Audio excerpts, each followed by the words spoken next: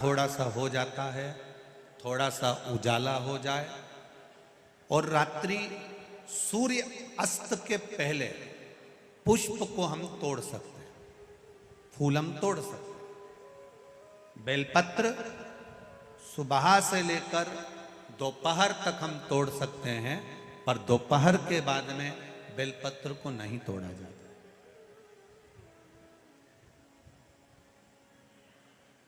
चतुर्थी, अष्टमी, नवमी, द्वादशी, चतुर्दशी, अमावस्या, पूर्णिमा, संक्रांति, ये ऐसे पर्व हैं जिस दिन बेलपत्र को नहीं तोड़ा जाता। चतुर्थी, अष्टमी, नवमी, द्वादशी, चतुर्दशी, अमावस्या, पूर्णिमा, संक्रांति, ये वो पर्व है जिस पर बेलपत्र को नहीं तोड़ा जाता। पुरानी बेलपत्र 1 महीने पुरानी भी रखी है। पुरानी बेलपत्र मंदिर के बाहर भी अगर निर्माल्य में उतरी हुई बेलपत्र किसी डलिया में पड़ी है, बहुत सारी बेलपत्र अगर किसी ने ले जाकर निर्माल्य को कहीं ले जाकर पटक भी दिया है मंदिर के कोने में, वहां से बेलपत्र उठा लो, उसको धो लो, साफ कर लो, वापिस ले जाकर महादेव को चढ़ा दो, वो स्वीकार कर लो।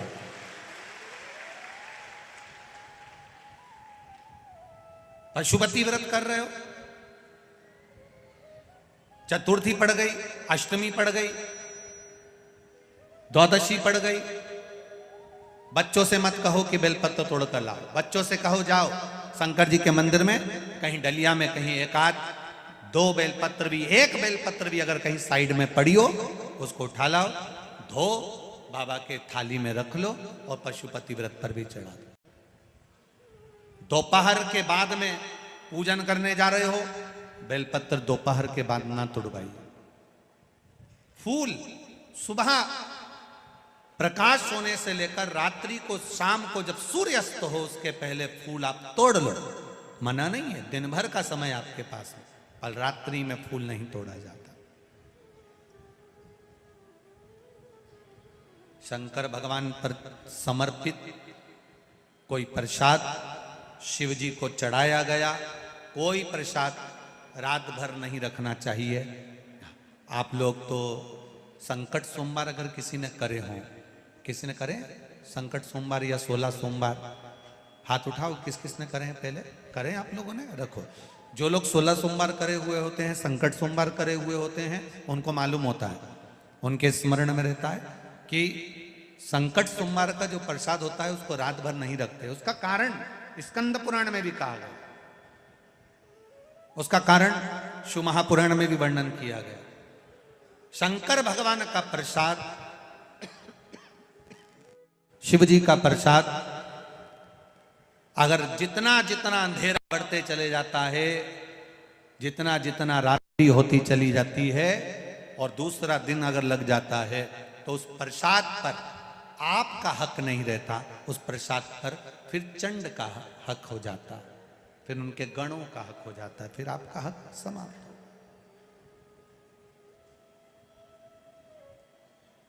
तीसरी बात का स्मरण करिएगा, एक तो बेलपत्र दोपहर के बाद न तोड़िए, दूसरा पुष्प रात में न तोड़िए, तीसरा चतुर्थी, अष्टमी, नवमी, द्वादशी, अमावस्या, पूर्णिमा, चतुर्दशी, संक्रांति, इस पर बेलपत्र न तोड़िए।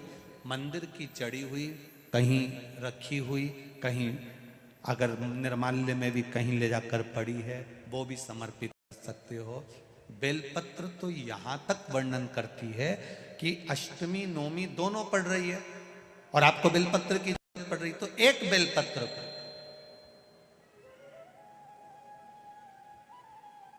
आप, एक बेलपत्र को या तो वस्त्र में संजो कर रख लो, रख सकते हो, संभाल के रख लो, ना बने तो तुम्हारी जो पाठ पढ़ने की पुस्तिका होती है, जिसको तुम भजन गा लेती हो, पढ़ लेती हो, राम रक्षा स्तोत्र, हनुमान चालीसा, गोवर्धन चालीसा, जो पढ़ लेती हो वही उसी में रख लिया, और वही बेलपत्र वापिस हमको प्राप्त हो गई। हमने वही शिव जी को वापिस चढ़ा दी और उससे हमको फल की अनुभूति प्राप्त हो गई। तो उन्होंने पूछा, गणेश जी फिर ही कब रहते हैं? तो हमने कहा अब ये तुम्हारे ऊपर, हमको तो मालूम भी नहीं, हम तो अपॉइंटमेंट लिए भी नहीं उनसे, तो तुम्हें ज्यादा स्मरण हो। तो किन आप शंकर जी की कथा करते हो, आपको नहीं मालूम कि गणेश जी कब फ्री रहते हैं? हमने कहा गणेश जी फ्री रहने का केवल एक समय होता है, एक टाइम होता है, एक पल होता है, एक घड़ी होती है कि गणेश जी महाराज हमारे घर में आ गए। गणेश जी की सबसे पहली जो आरती हो, उस आरती के समय पर अगर धूप बत्ती जलाई जाए या गोबरी को जलाकर उसमें गूगल छोड़ी जाए और गूगल छोड़ने के बाद गणेश जी का नाम ध्रुम वर्ण कह दिया जाए, तो गणेश जी को तुम्हारे घर की पूजा स्वीकार करना पड़ती है। बस वो समय हम जानते, हम तो बस उतना जानते हैं कि शिव महापुराण में लिखा और मुद्गल पुराण में लिखा, गणेश पुराण में लिखा, गणेश जी का एक नाम होता है ध्रुम वर्ण। क्या नाम होता है? जब हम धूप जलाकर और धूप लगाने के बाद में गणेश जी की सबसे पहली आरती करने के पहले अगर हम सबसे पहली आरती गणेश जी की कर रहे हो, अपने घर में स्थापना कर रहे हो, बिठा रहे हो, और तुम चाहते हो कि गणेश जी मेरे घर में आके मेरी पूजा को स्वीकार करें और जो मांगू मेरा गणेश मुझे दे 10 दिन के अंदर, तो पहला नाम लेकर पुकार लेना ध्रुम वर्ण विनायक, बैठो, बस काम हो गया। वो फ्री होकर आता है, वो बैठता है अलमस्तता में बैठ। Front of the top. भरोसा नहीं टूटेगा ना तो फिर दूसरे का द्वार भी नहीं पकड़ाएगा। भरोसा टूट गया क्या तुम्हारा? विश्वास टूटा है क्या तुम्हारा? बहुत सारे यहाँ पर कैंसर के भी मरीज आए हैं, कैंसर के पेशेंट भी आए, बहुत सारे यहाँ लीवर और किडनी वाले भी आए, बहुत सारे यहाँ थायराइड और बीपी वाले भी आए। बहुत ये प्रसंग आप लोगों के लिए, जिसके घर में औलाद नहीं हुई 30, 33, 40 साल तक, ये कथा उसके लिए भी। कहा विश्वनाथ मुनि ने कहा कि तुम्हारा भरोसा नहीं है शंकर है, पर संतान का सुख नहीं है। चलो एक शिव की आराधना करता, वो देगा निश्चित है। सप्त नदियों का पवित्र जल। मेरी जीजियों 35 साल भी हो गए ना औलाद को, नहीं है ना घबरा। 40 साल भी हो गए ना औलाद को, ना घबरा। अब जब तुम्हारे यहाँ संतान नहीं है ना, तो एक नियम बनाना कि मुझे 5 पंडाल में पहुंचना है और 5 पंडाल में पहुंचकर वहां पर से मुझे 5 जगह की 5 कथा के पंडाल की मुझे बेलपत्र चाहिए। आप नियम बनाना, उसके दरवाजे पर जाने का नियम बनाना। अब जब औलाद नहीं है, अपने पति से कहकर मुझे कथा में जाना है, 5 पंडाल में बैठकर कथा सुनूंगी, कोई वीआईपी ट्रीटमेंट नहीं, जमीन पर पंडाल में जहां जगह मिलेगी वहां सोऊंगी, जो भिक्षा देकर चले गया वो पालूंगी, और जैसी व्यवस्था होगी उसमें रहकर मुझे 7 दिन 5 दिन की कथा सुनना। 5 पंडाल,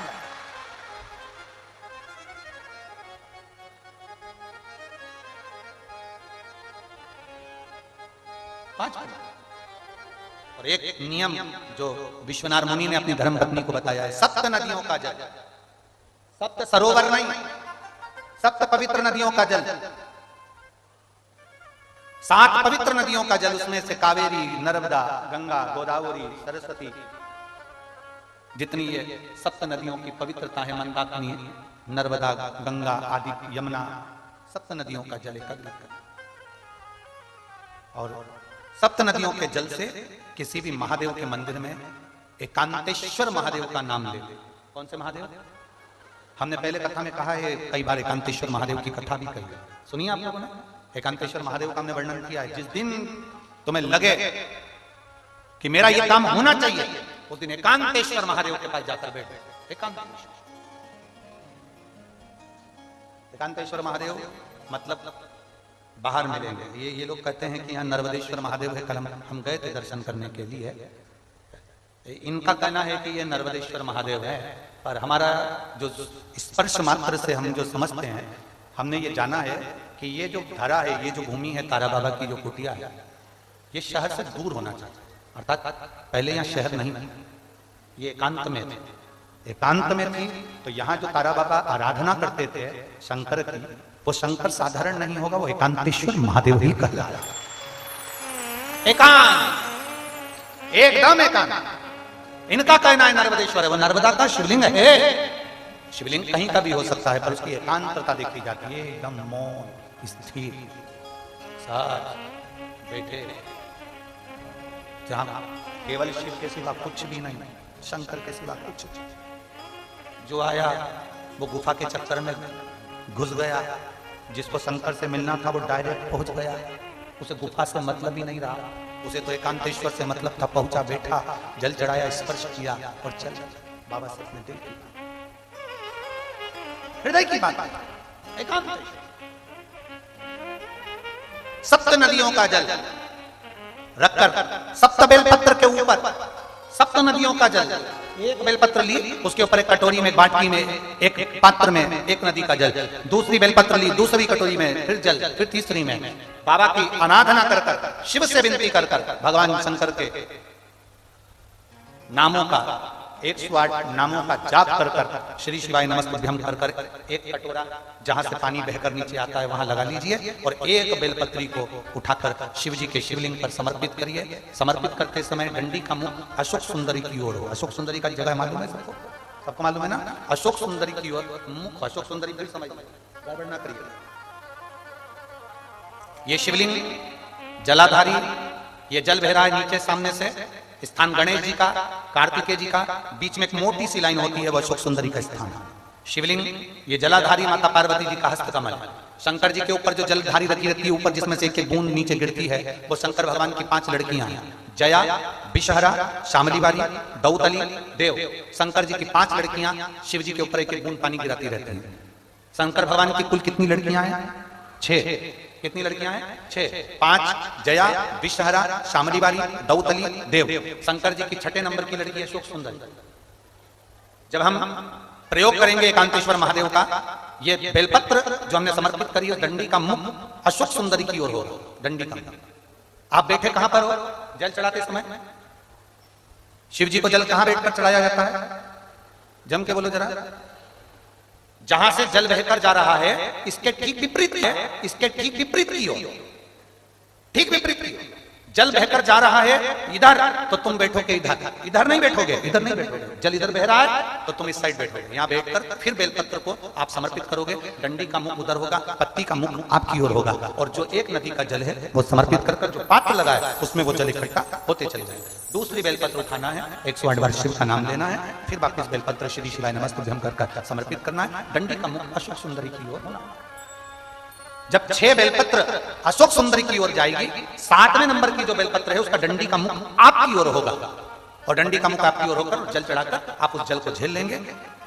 जहां नंदी बैठे हैं, नंदी का जो पांव जिस जगह पर उठाओ, अगर इस पांव उठाओ तो इस ओर, ये पांव उठाओ तो इस ओर, नंदी का पांव जहां उठा रहता है वहीं पर बैठकर पति पत्नी दोनों उस जल को आचमन कर लेंगे, दोनों उस जल को पूरा पी जाएंगे और बाबा से झोली पसार कर प्रार्थना करेंगे कि हमें संतान का सुख देना, मेरा देवाधिदेव महादेव प्रदान करें। एकांतेश्वर महादेव का ये स्मरण करिए। एकांतेश्वर पहुंच गए विश्वनाथ मुनि अपनी धर्मपत्नी को लेकर एकांत में, जहां भगवान शंकर विराजमान थे, उस एकांतेश्वर महादेव के पास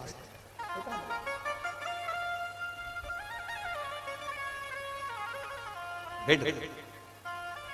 एकांतेश्वर महादेव के पास बैठकर आराधना करी, पूजन करी, सप्त नदियों का जल समर्पित कर आचमन करा, गर्भ ठहर गए। गर्भित हो गई ना, पुत्र आ गया, संतान आ गई। थोड़ा विस्मय था, विश्वनाथ मुनि की धर्मपत्नी को विस्मय था। भरोसा करो तो पूरा करो, अगर तुमने भरोसा करा है तो भगवान नैया पार भी करेगा। विश्वनाथ मुनि की धर्मपत्नी को थोड़ा विश्वास भी था।